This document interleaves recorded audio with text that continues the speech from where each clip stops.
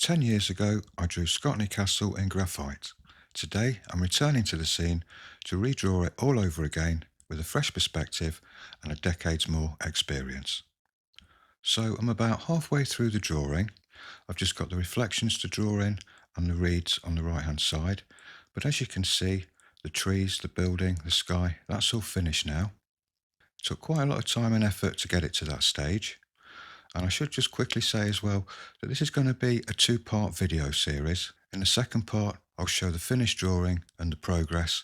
So don't forget to subscribe so you don't miss that. So the line drawing was done using the grid method, and I'm using my usual Daler Rowney Smooth Heavyweight cartridge paper for this.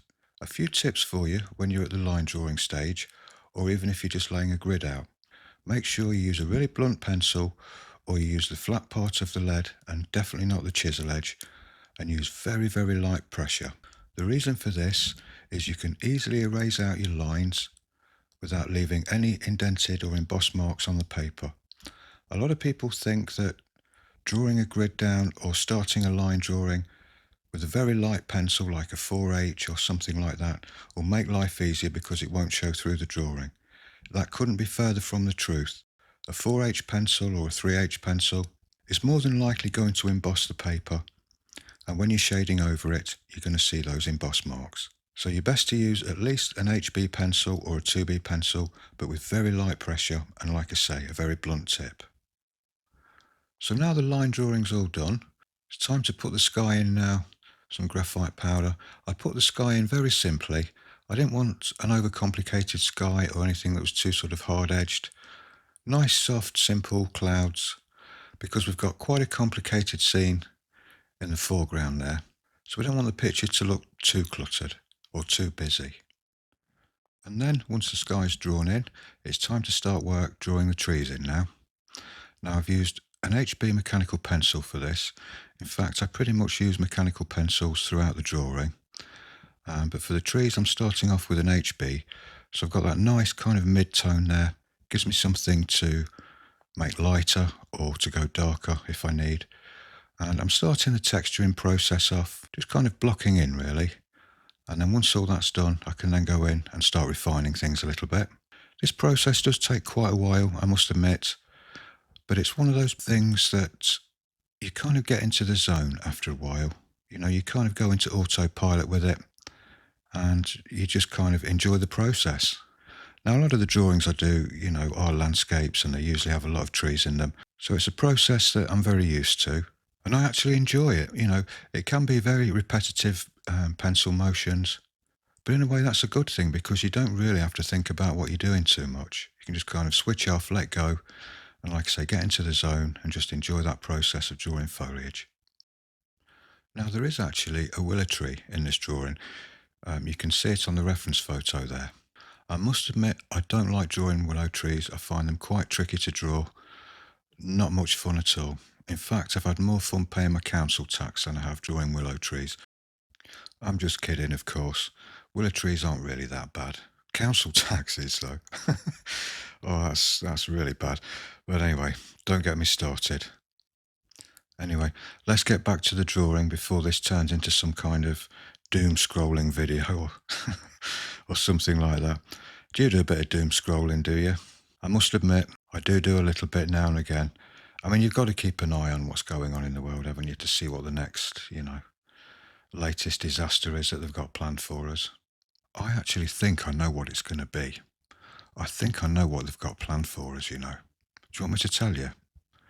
I think what they're going to do is force us all to draw willow trees. I can't think of anything else which would cause more human suffering than that. So that's why I've been drawing them. I'm prepping, getting ready for it, because I can see it coming.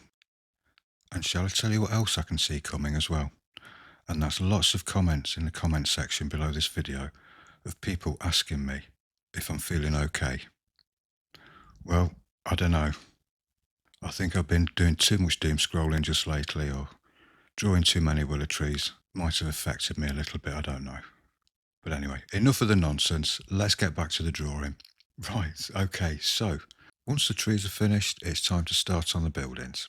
I'm starting off light with this, Again, I'm using another mechanical pencil, but this time there's a 2H lead in this. And I'm varying the pressure on the lead quite considerably to vary the tones a little bit. And incidentally, this is a full lesson over on my Patreon channel where you see the whole process step by step, and I'll be giving full instructions all the way through. I've been drawing now for about 40 years, and I've been teaching online for approximately 10 years, so you'll be in safe hands. There's actually a huge amount of content over on my Patreon channel. Here's a quick overview for you. There really is a lot of content over there, as you can see. Lots of graphite drawings for both beginners, intermediates and advanced. There's even a dedicated section there called Sketchbook Corner, which has got some nice quick and easy drawings to do. Don't take long at all. Then you've got the choice of that and doing the longer drawings, which can take upwards of 30 hours. You can see there as well, there's mixed media, ink drawings, watercolours, coloured pencil, all sorts there for you. So I'll leave links to Patreon in the description below. It'd be great to see you over there. And we've got an amazing community of people there as well, from all different skill levels. They really are the best. I know I'm biased, but honestly, they really are the best community ever. Okay, so the drawing's just about finished now. Well, I say finished for this first part anyway. It's going to be interesting to actually compare the drawing that I'd done 10 years ago with this one that I'm doing right now. Like I say, it's only at the halfway stage, although the bulk of the work is done. I've still got the reflections to put in and the reeds on the right hand side there. Let's just have a quick look now at the drawing so far. Well, it's definitely getting there. It's going to be interesting to see what it looks like when the reflections are drawn in. Now, for the keen-eyed amongst you, you'll probably notice that the decorative mouldings around the top of the tower there, in the original reference photo, they're actually crumbling away. A few of them are missing, but I've used a little bit of artistic license there and kind of repaired it, drawn them back in how I think they should be. I think it actually makes for a tidier looking picture. And it's kind of nice to get an idea of what Scotney Castle would have looked like before it started crumbling away. So yeah, I'm going to get busy now, drawing in the reflections. So if you're interested to see what this is going to look like when it's finished, please subscribe and hit the notification bell, and then you won't miss the upload as soon as the drawing's finished. A thumbs up is always appreciated as well. But if you didn't like the video and you want to give it a thumbs down, please give it a thumbs down. But don't forget, hit that thumbs down button twice, because it really lets me know that you didn't like the video. Okay, so thanks very much for viewing, everyone.